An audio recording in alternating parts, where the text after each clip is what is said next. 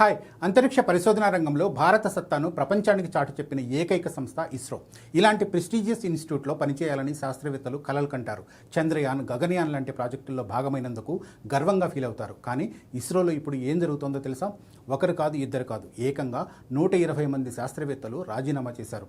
ఇంతకీ ఇస్రోలో ఏం జరుగుతుంది? సైంటిస్టుల రూపంలో ఉన్న మానవ మేధస్సు ఎక్కడికి తరలిపోతుంది?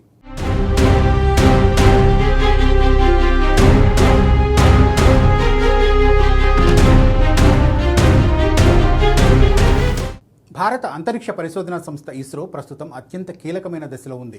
గగనయాన్ లాంటి మానవ సహిత అంతరిక్ష యాత్రకు సిద్ధమవుతున్న తరుణంలో శాస్త్రవేత్తల నిష్క్రమణ ఆందోళన కలిగిస్తోంది. గత కొద్ది నెలలుగా రాజీనామాలు, స్వచ్ఛంద పదవీ విరమణలు ఒక్కసారిగా పెరిగాయి.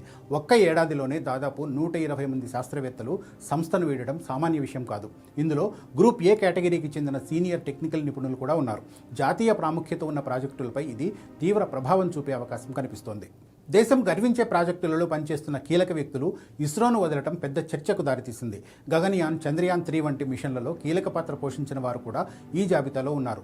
LVM-3 project director Victor Joseph సంస్థ నుంచి తప్పుకున్నారు. అలాగే స్పేస్ DX ప్రాజెక్టు డైరెక్టర్ కూడా రాజీనామా చేశారు. చంద్రయాన్ 3 విజయవంతం కావడంలో సిమ్యులేషన్ విభాగంలో కీలక బాధ్యతలు నిర్వహించిన ఆదిత్య రాళ్లపల్లి లాంటి యువ శాస్త్రవేత్తలు వెళ్లిపోవడం పెద్ద లోటుగా కనిపిస్తోంది. శాస్త్రవేత్తల వరుస రాజీనామాలపై డిపార్ట్మెంట్ ఆఫ్ స్పేస్ సీరియస్గా స్పందించింది. ఇష్టానుసారంగా రాజీనామాలు చేయడం ఇకపై కుదరదని స్పష్టం చేస్తూ జూలై 14న కొత్త మార్గదర్శకాలను జారీ చేసింది. ఇక నుంచి గగనయాన్ వంటి ప్రతిష్టాత్మక ప్రాజెక్టులలో ఉన్న శాస్త్రవేత్తల రాజీనామాలను సాదాసీదగా అంగీకరించకూడదని నిర్ణయించారు. స్వచ్ఛంద పదవీ విరమణ లేదా రాజీనామా చేయాలనుకునేవారు తమ దరఖాస్తులను నేరుగా ప్రధాన కార్యాలయానికి పంపాల్సి ఉంటుంది. ఈ విషయంలో తుది నిర్ణయం తీసుకునే అధికారం ఇప్పుడు డిపార్ట్మెంట్ ఆఫ్ స్పేస్ చేతుల్లోకి వెళ్ళింది. సెంట్రల్ డైరెక్టర్ల అధికారాలకు కేంద్ర ప్రభుత్వం కోత విధించింది. గతంలో 2020లో చేసిన నిబంధనలను ప్రభుత్వం ఇప్పుడు వెనక్కి తీసుకుంది.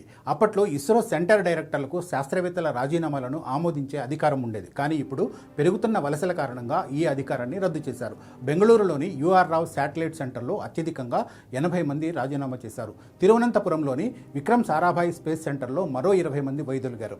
నైపుణ్యం కలిగిన సిబ్బంది కొరతతో ప్రాజెక్టుల పురోగతి మందగిస్తోందని ఇస్రో అంతర్గత వర్గాలు చెబుతూ ఉన్నాయి. ప్రైవేటు అంతరిక్ష రంగం అభివృద్ధి చెందుతూ ఉండడంతో అపార అనుభవం ఉన్న ఇస్రో శాస్త్రవేత్తలకు భారీ ప్యాకేజీలతో ఆఫర్లు వస్తున్నాయి. రాబోయే కాలంలో 1050 మంది సైంటిఫిక్, టెక్నికల్, అడ్మినిస్ట్రేటివ్ సిబ్బందిని రిక్రూట్ చేసుకునేందుకు సిద్ధమవుతోంది. దేశ ప్రయోజనాల దృష్ట్యా కీలక శాస్త్రవేత్తలను కాపాడుకోవడం ఇప్పుడు ప్రభుత్వానికి పెద్ద సవాల్గా మారింది. కొత్తగా ఎంతమందిని నియమించుకున్నా అనుభవం ఉన్న శాస్త్రవేత్తల అవసరం చాలానే ఉంటుంది. ఈ సంక్షోభం నుంచి ఇస్రో ఎలా బయటపడుతుందో వేచి చూడాలి.